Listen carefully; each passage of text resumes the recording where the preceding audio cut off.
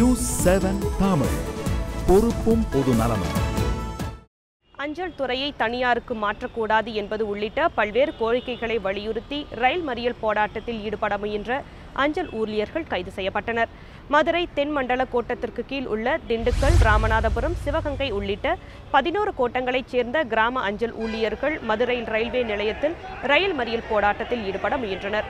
2014ஆம் ஆண்டு இலாகா ஒப்பந்தத்தின்படி அனைத்து சலுகைகளையும் மத்திய அரசு வழங்க வழிவகை செய்ய வேண்டும் என போராட்டத்தில் வலியுறுத்தப்பட்டது.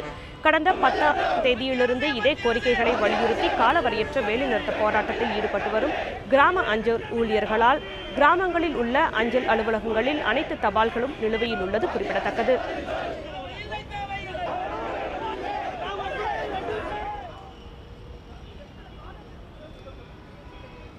அஞ்சல் துறையை தனியாருக்கு மாற்றக்கூடாது என்பது உள்ளிட்ட கோரிக்கைகளை வலியுறுத்தி ரயில் மறியல் போராட்டத்தில் ஈடுபட முயன்ற அஞ்சல் ஊழியர்கள் கைது செய்யப்பட்டனர். இது குறித்த கூடுதல் தகவல்களை நமது செய்தியாளர் ஜான்சியிடம் கேட்கலாம். வணக்கம் ஜான்சி, என்னென்ன கோரிக்கைகளை வலியுறுத்தி அஞ்சல் துறை ஊழியர்கள் போராட்டத்தில் ஈடுபட்டிருக்காங்க? கிராம அஞ்சல் அலுவலகத்தில் அதாவது புறநிலை ஊழியர்களாக பணிபுரியவர்களுக்கு இலாகா ஊழியர்கள் அந்தஸ்து வழங்க வேண்டும்.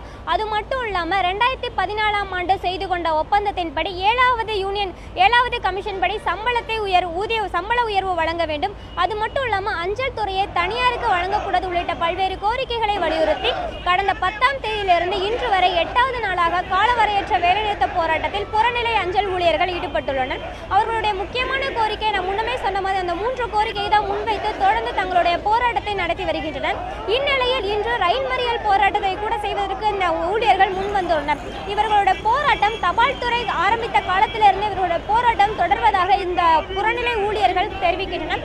அது மட்டும் இல்லாமல் இவர்களுடைய கோரிக்கை நிறைவேறும் வரை பல்வேறு போராட்டங்களை நடத்த உள்ளதாகவும் அவர்கள் தகவல் தெரிவிக்கின்றனர். அது மட்டும் இல்லாமல் இந்த போராட்டத்தை எத்தனை வருடங்களாக இவர்கள் தொடர்ந்து மேற்கொண்டுள்ளனர், அது மட்டும் இல்லாமல் எந்தெந்த அரசிடம் இது குறித்து பேச்சுவார்த்தை நடத்தியுள்ளனர் என்பது குறித்து நம்மிடையே பேசுவதற்காக இந்த நரசிங்கம்பட்டி அதாவது மேலூர் தாலுகாவுக்கு உட்பட்ட நரசிங்கம்பட்டி கிராமத்தில் அஞ்சல் ஊழியராக பணிபுரியும் சந்திரமோகன் நம்ம கிட்ட இருக்காங்க. அவங்க கேட்கலாம். சார் வணக்கம் சார். இப்போ உங்களோட இந்த கிராம அஞ்சல் புறநிலை ஊழியர்களோட போராட்டம் தொடர்ந்து 8வது நாளாக இன்றைக்கு நடந்துட்டு இருக்குது. இந்நிலையில் இது வரைக்கும் நீங்கள் இந்த எத்தனை வருடங்களாக இந்த போராட்டத்தை மேற்கொண்டுட்டு இருக்கீங்க? இந்த போராட்டத்துக்கான முக்கியமான காரணம் ஏற்கனவே இந்த தனியார் துறைக்கு மாற்றப்பட உள்ளிட்ட பல காரணங்கள் இருந்தாலும் வேறு என்ன முக்கியமான காரணங்கள் நீங்கள் சொல்கிறீங்க சார்? இந்த புறநிலையில் ஊராட்ட போராட்டமானது ஏறத்தாழ 150 ஆண்டுகளாக நடைபெற்று கொண்டிருக்கிறது. இப்பொழுது நாங்கள் முன்வைத்திருக்கின்ற முக்கியமான கோரிக்கை என்பது எங்கள் லாக்கா ஊழியர்களாக்க வேண்டும், 7வது ஊதியக்குழு அமைக்க வேண்டும், லாக்காவை தனியாருக்கு தாரை வார்க்கக்கூடாது, மருத்துவ காப்பீட்டு திட்டம் போன்ற முக்கிய கோரிக்கைகளை வலியுறுத்தி 8வது நாளாக நாங்கள் வேலைநிறுத்தம் செய்து கொண்டிருக்கிறோம். நேரத்தில் நீங்கள் தொடர்ந்து அதாவது 150 ஆண்டுகளாக இந்த போராட்டம் தொடர்ந்து நடந்துட்டு இருக்கிறீங்க. இந்நிலையில் இந்த கடந்த 8 நாட்களாக போராட்டம் வலுப்பெறுவதற்கான காரணம் என்ன? இதனால் அதாவது மதுரை எடுத்துட்டோம் 232 கிராமங்களில் உள்ள அஞ்சல் அலுவலகங்கள் நிறைய பாதிக்கப்படுது. அதாவது எந்த அஞ்சல்கள் செல்ல முடியாத நிலையில் இருக்குது.